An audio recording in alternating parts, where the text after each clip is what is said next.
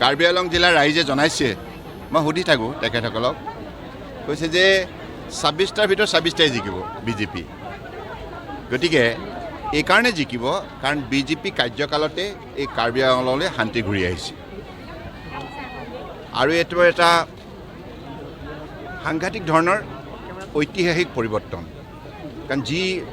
উগ্ৰপন্থীৰ উপস্থিতিৰ বাবে তেখেতসকলৰ কাৰ্যকলাপৰ বাবে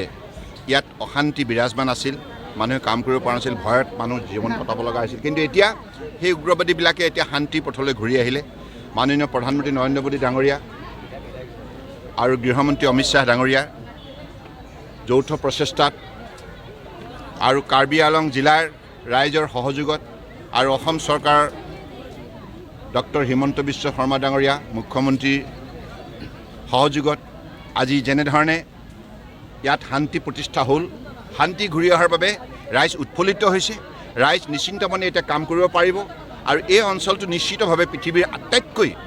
ধুনীয়া পৰ্যটকৰ আকৰ্ষণৰ কেন্দ্ৰবিন্দু হ'ব এইটো নিশ্চিত কাৰণ ইয়াত যিটো মনোমোহা দৃশ্য আছে প্ৰকৃতিৰ সেউজীয়া বাতাৱৰণ আছে আৰু ইয়াৰ যিটো সাৰুৱা মাটি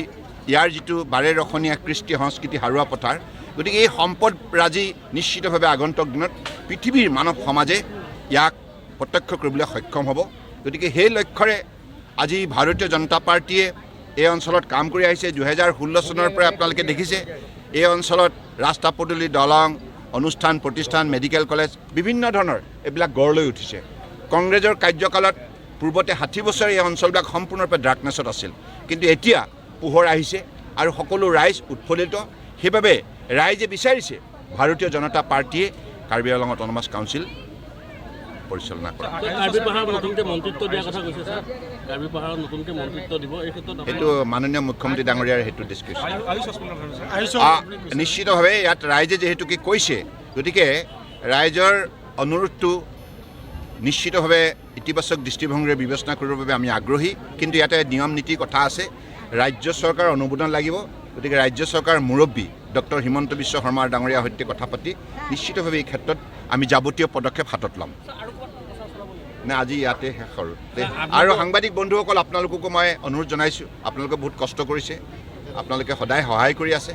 আৰু আগন্তুক দিনতো এই অঞ্চলবিলাকক আমি আগুৱাই নিয়াৰ ক্ষেত্ৰত আপোনালোকৰ সহযোগিতা বিচাৰিছোঁ